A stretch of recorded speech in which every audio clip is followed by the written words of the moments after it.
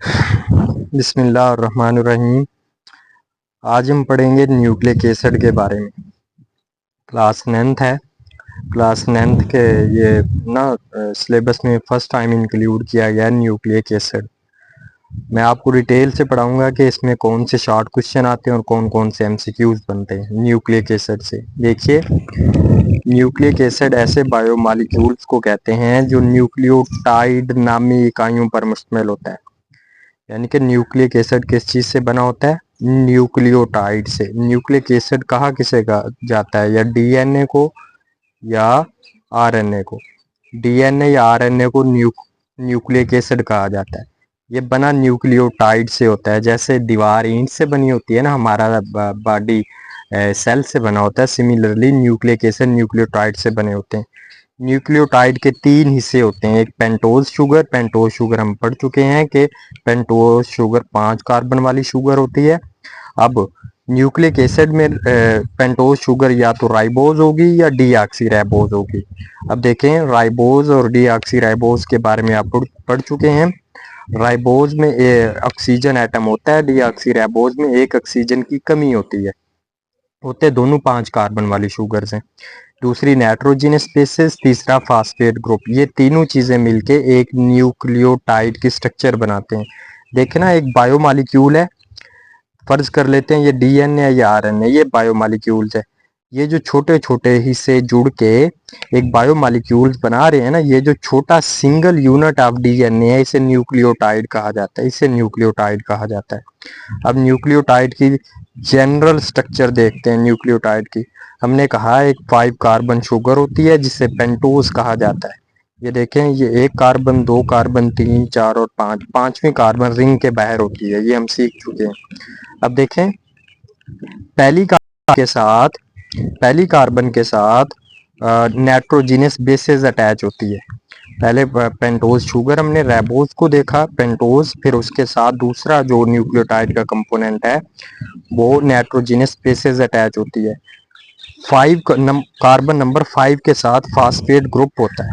Phosphate group आप MCQs याद रखेंगे कि नाइट्रोजनस बेसिस पेंटोज शुगर की कार्बन नंबर 1 के साथ जुड़ी होती है और फास्फेट ग्रुप 5वें कार्बन से जुड़ा होता है जो रिंग से बाहर होता है। रिंग के अंदर सिर्फ 4 हैं, 1, 2, 3 और 4। ये 2 एमसीक्यूज याद रखें।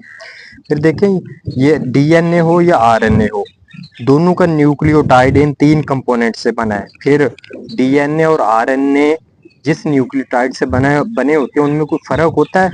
देखें, अगर ये पेंटोज 5 कार्बन वाली जो शुगर है ना, अगर उसका जो शुगर कार्बन नंबर 2 है, अगर कार्बन नंबर 2 पे ना, 2 पे यहाँ से ऑक्सीजन हाइड्रोजन ग्रुप से ऑक्सीजन को रिमूव किया जाए, सिर्फ H बच जाए, ऑक्सीजन निकाल दिया जाए, तब वो शुगर बन जाता है। वो डीऑक्सीराइबो शुगर बन जाती है, डीएनए के न्यूक्लियोटाइड में पाई जाती है। अगर यहाँ से हाइड्रोक्सिल ग्रुप से ऑक्सीजन खारिज ना किया जाए, ऑक्सीजन हो कार्बन नंबर 2 पे, तब वो न्यूक्लियोटाइड में जो शुगर पाई जाएगी वो राइबोज शुगर होगी और वो न्यूक्लियोटाइड आरएनए का न्यूक्लियोटाइड होगा। देखिए, थोड़ा सा फर्क है दोनों के न्यूक्लियोटाइड में।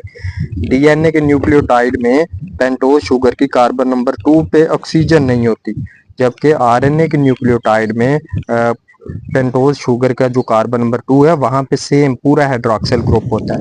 अगर आप यहाँ से ऑक्सीजन की रिमूव कर देते हैं तब वो न्यूक्लियोटाइड आरएनए का बन जाता है। अब डीएनए को स्टार्ट करते हैं। न्यूक्लिक एसिड की 2 इकसाम होती हैं। एक को डीऑक्सी राइबो न्यूक्लिक एसिड कहा जाता है। इसे डीऑक्सी राइबो न्यूक्लिक एसिड क्यों कहा जाता है? क्योंकि जो इसके अंदर राइबोज होती है वो डीऑक्सी होती है, यानी कार्बन नंबर 2 से ना ऑक्सीजन रिमूव हुआ होता है। अब डीएनए डीऑक्सी राइबो न्यूक्लियोटाइड से बना है। इस न्यूक्लियोटाइड में पेंटोज शुगर डीऑक्सी राइबोज होती है। देखें ना, डीऑक्सी राइबोज जो मैंने ऊपर बताया। इसके अलावा इसके अंदर शुगर डीऑक्सी राइबोज, राइबोज नहीं डीऑक्सी राइबोज। और डीएनए के न्यूक्लियोटाइड में नाइट्रोजनस बेसिस कौन कौन सी होती हैं आपको पता है? बेसिस एडेनिन होती है, थाइमीन होती है, साइटोसिन होती है और गुआनिन होती हैं। और तीसरा जो ग्रुप होता है हमारे पास वो क्या होता है? वो फास्फेट ग्रुप होता है। फास्फेट देखें, deoxy ribose, deoxyribose, phosphate group और नाइट्रोजनस बेसिस। ये था न्यूक्लिक एसिड का इंट्रोडक्शन।